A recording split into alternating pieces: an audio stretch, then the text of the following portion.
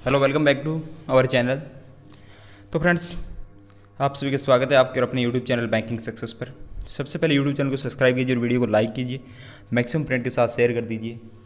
इसी के साथ टेलीग्राम ग्रुप और चैनल का लिंक डिस्क्रिप्शन में है, वहाँ से आप ज्वाइन कर सकते हो। और अगर आप बैंकिंग की प्रिपरेशन कर रहे हो तो जीए जो सबसे बड़ा फैक्टर होता है, उसके लिए आप अपर क्लाउड्स के पीडीएफ्स परचेज करने के लिए लिंक डिस्क्रिप्शन में दिया हुआ है। तो फ्रेंड्स, आज अपने बात करेंगे bank and insurance vacancy in 2020 after Covid. यानी बहुत सारे कमेंट मेरे को ये देखने को मिल रहे थे, बहुत सारे मेल्स मिले, बहुत सारे मैसेज टेलीग्राम पे पर्सनली मिले कि सर ये जो कोविड-19 कोरोना वायरस की वजह से क्या वैकेंसीज कम हो जाएगी, क्या बैंकों में वैकेंसीज आएगी नहीं, इस साल एग्ज़ाम होंगे ही नहीं। तो ये बहुत सारे ऐसे क्वेश्चन है जिनका अपने आज डिस्कशन करेंगे, क्योंकि ये जो न्यू स्टूडेंट प्रिपरेशन करना चाह रहा है उसके मन में भी संदेह पैदा कर रहा है, और जो पहले से प्रिपरेशन कर रहे हैं वो भी ये सोच रहे हैं कि क्या बैंकिंग की प्रिपरेशन करना छोड़ दें, वैकेंसी नहीं आएगी, कम हो जाएगी वैकेंसी। तो ये बहुत सारे जो क्वेश्चन है स्टूडेंट के, उनका आपको जवाब मिलेगा इस वीडियो में, उम्मीद करते हैं ऐसी।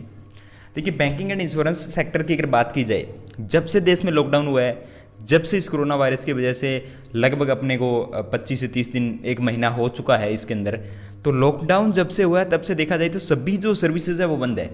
सिर्फ बैंकिंग एंड इंश्योरेंस की सर्विस ओपन है, एसेंशियल सर्विस जो भी है वो ओपन है, मेडिकल हेल्थ केयर की जो भी है वो ओपन है, पुलिस की जितनी भी सर्विसेज है वो ओपन है। तो ये कुछ सर्विसेज है जो ऑलरेडी चल रही है, यानी ये अपना वर्क कर रही है। और जैसे अपनों ने आरबीआई की तरफ से जो वीडियो कॉन्फ्रेंसिंग होती है, उनमें हम लोगों ने देखा है कि जो गवर्नर्स है आरबीआई के, वो क्या बोल रहे हैं कि बैंकों ने बहुत अच्छा काम किया है इस डिफिकल्ट सिचुएशन के अंदर भी। बैंक बहुत अच्छा काम कर रहे हैं, यानी बैंक अपना काम ऑलरेडी कर रहे हैं, चाहे वो ऑनलाइन पेमेंट हो रही हो चाहे ऑफलाइन हो रही हो, तो बैंक तो अपना काम कर रहे हैं। यानी बैंक पे इसका कोई भी इतना ज़्यादा डिफिकल्टी अपने या असर इतना ज़्यादा नहीं दिख रहा बैंकिंग पर, क्योंकि बैंकिंग ऑलरेडी वर्किंग में है। तो वैकेंसी की बात जहाँ तक है, तो इसका जो है वो थोड़ा बहुत असर बैंकिंग की वैकेंसी पे पड़ सकता है, पर इतना ज़्यादा कोई इफेक्ट आपको देखने को नहीं मिलेगा, क्योंकि बैंकिंग सेक्टर और इंश्योरेंस सेक्टर दो ऐसे सेक्टर है जहाँ पे हर साल जो है वो बहुत सारे लोग रिटायर होते हैं।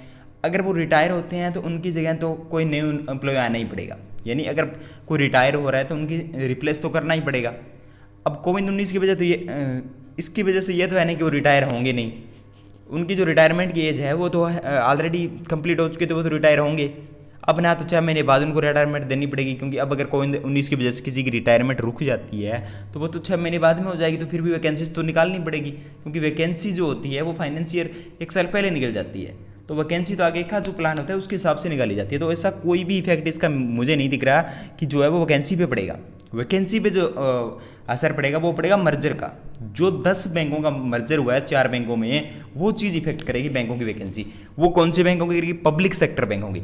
जो आईबीपीएस एग्जाम कंडक्ट करवाता है, आपका IBPS PO, IBPS clerical, IBPS SO, उन बैंकों की वैकेंसी पे थोड़ा बहुत असर आपको देखने को मिलेगा। अब उन बैंकों की वैकेंसी पे असर क्यों पड़ेगा? क्योंकि बहुत सारे बैंक ऐसे है जिनकी ब्रांचेस पास पास में है।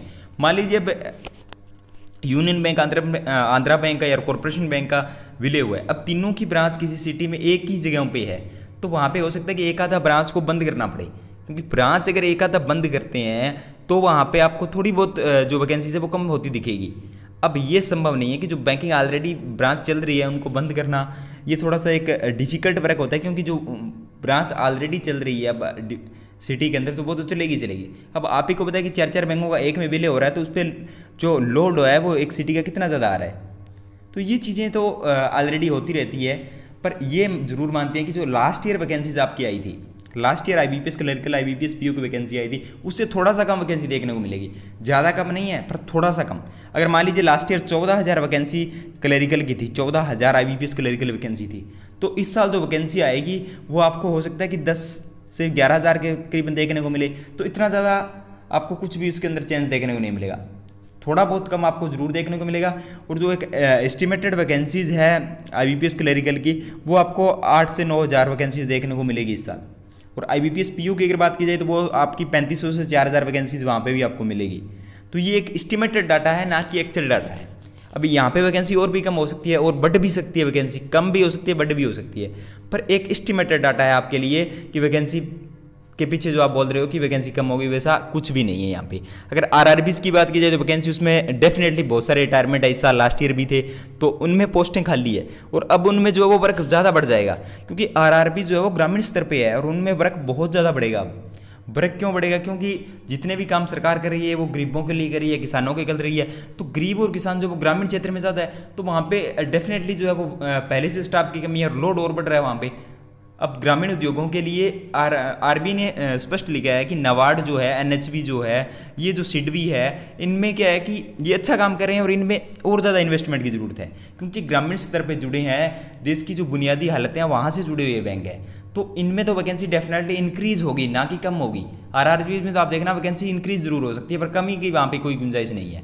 इसी के साथ एसबीआई की बात की जाए तो एसबीआई बैंक के अंदर ऑलरेडी 8,000 वैकेंसी एसबीआई क्लरिकल की आ रखी है। उनका एग्जाम अभी आने, प्रीलिम्स का रिजल्ट आएगा, फिर मेंस होगा, फिर आपका दोबारा से कोई एसबीआई क्लरिकल की वैकेंसी आती है तो उस पर विचार किया जाएगा। पर अभी 8,000 वैकेंसी ऑलरेडी आपके हाथ में है। इसके अलावा एसबीपीओ की 2,000 वैकेंसी आपको देखने को मिलेगी।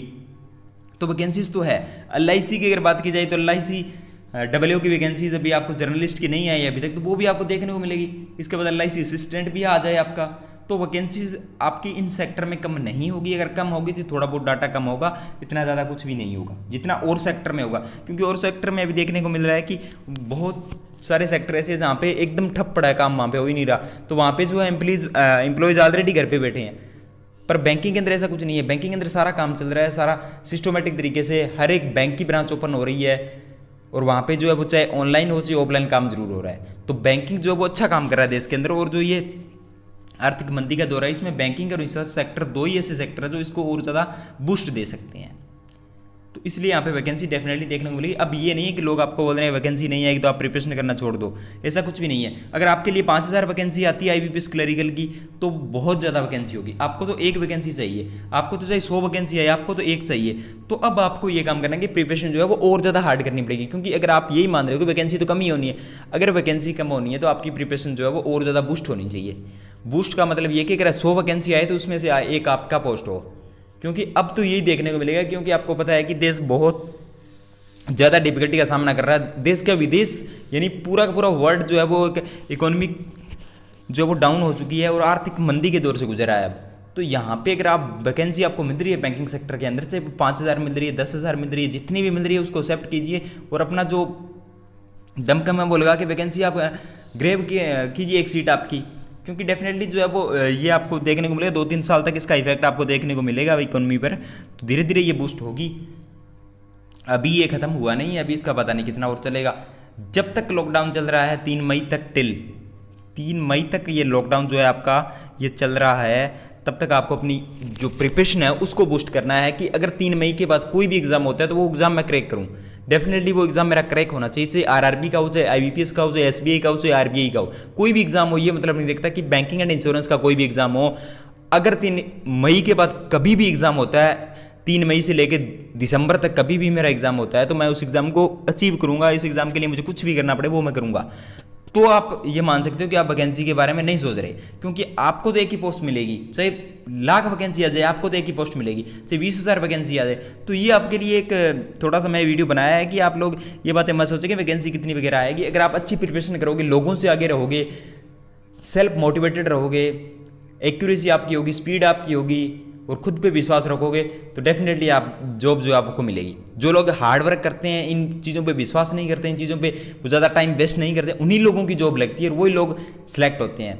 वो कहते हैं जितनी मर्जी वैकेंसी आए हमें तो जॉब मिल ही जाएगी, क्योंकि हमारी प्रिपरेशन बहुत ज़्यादा अच्छी है। तो आप उस पर ध्यान दीजिए। अब बहुत सारे लोगों का जो रूटीन भी ख़राब हो रहा है इन चीज़ों में कि प्रिपरेशन करके करें क्या, वैकेंसी नहीं आ रही।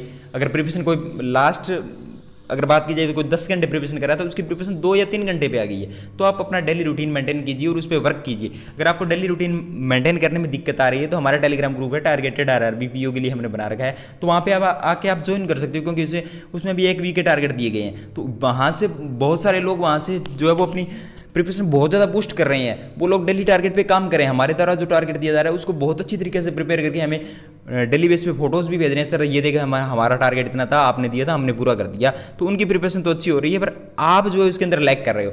तो ये चीज़ अगर आपको चाहिए तो आप हमें मैसेज करिए, टेलीग्राम पे आइए, वहाँ पे आप ज्वाइन कीजिए और डेली टारगेट का हिस्सा जरूर बनिए और अपनी प्रिपरेशन को और ज़्यादा बूस्ट कर लीजिए। तो यही आपके लिए रहेगा।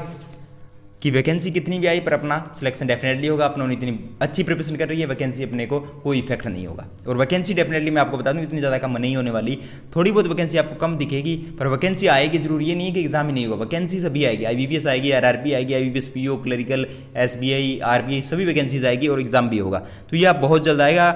और अगर आप घर पे रहोगे तो ये बहुत जल्द आपको देखने को मिल सकता है कि आपके एग्जाम भी बहुत जल्द हो जाए। एग्जाम थोड़े से डिले चल रहे हैं पर एग्जाम होंगे जरूर। तो प्रिपरेशन करते रहिए। किसी भी प्रकार की कोई भी क्वेरी, कोई भी दिक्कत हो तो कमेंट कीजिए, टेलीग्राम पे आके पूछ लीजिए। और टारगेट ग्रुप में अगर ज्वाइन करना है तो आपको टेलीग्राम पे आके मैसेज करिए, लिंक डिस्क्रिप्शन में मिल जाएगा आपको। थैंक यू दोस्तों, हैव अ नाइस डे।